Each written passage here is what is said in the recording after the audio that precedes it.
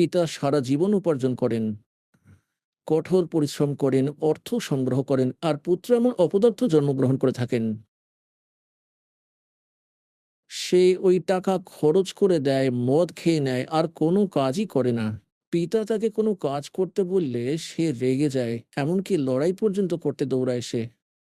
তাহলে এটা কি ওই পিতা কখনোই ওই পুত্রর কাছে কোনো ঋণ নিয়ে ফেরত দেননি? এরম হয়নি। তার কিছু টাকা খেয়ে রেখেছে, সে নেবে, নিজের পূর্ণ করবে। কিছু এমনও দেখেছি যেমন মেয়ের বিবাহ করে দিয়েছেন, খুব জাঁকজমক এবং আড়ম্বর করে টাকা দান করে দিয়েছেন। করেনি যেমন করে আসছি, আর 6 মাস পর কন্যার মৃত্যু হয়ে যায়।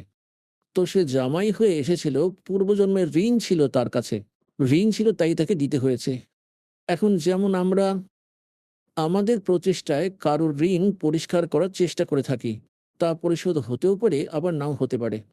আমরা যখন সমর্থের স্মরণে কোনো ক্ষমতাবানের শরণাপন্ন হই, তাকে নিজের দুঃখ প্রকাশ করি, তখন সে বলে, ভাই ঠিক আছে, এখানে কাজ কর আমার কাছে, আর যা ঋণ দেবার আছে যা আইনে পয়সা দিয়ে দে। যেখানে 20 জনের ঋণ ছিল, ওই একজন শোধ করলো এবং একজনের ঋণ রয়ে গেল।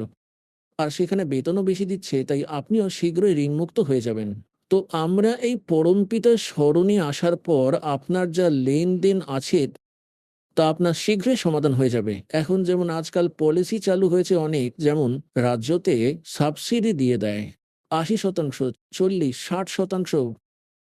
যেমন লোন, আপনাদের ঋণ রয়েছে 1 লাখ টাকার, 60,000 মাফ করে দিয়েছে, 40,000 রয়ে গেছে।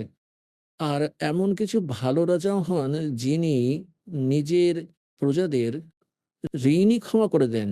তুমি ভালোভাবে এগিয়ে যাও এবং আগের ঋণ মাফ, তো হয়ে গেল ঋণমুক্ত।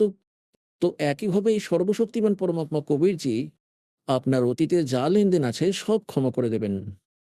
আর আপনার যে পুত্রপুত্রীরা এসছে, পিতা হয়ে এসেছে, স্ত্রী হয়ে এসেছে, পুত্র কন্যা হয়ে এসেছে, তাদের সংস্কারের যে ওই ঋণ মালিক মাফ করে ক্যান্সেল করে দেবেন এবং তাদেরও ভক্তিধনে পরিপূর্ণ করবেন, তাদেরও সম্পূর্ণ হিসাব করে দেবেন এবং খুব সহজে সমাধান করবেন।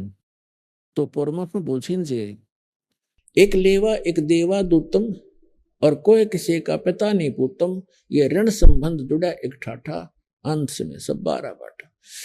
বলার উদ্দেশ্য এটাই, যে প্রসঙ্গ চলছিল সেটা পরিষ্কার করার জন্য, আগে তবেই আমরা যেতে পারবো আর আপনাদের এই পথে তবেই থামাতে পারবো যখন আপনাদের সমস্ত সন্দেহ দূর হবে।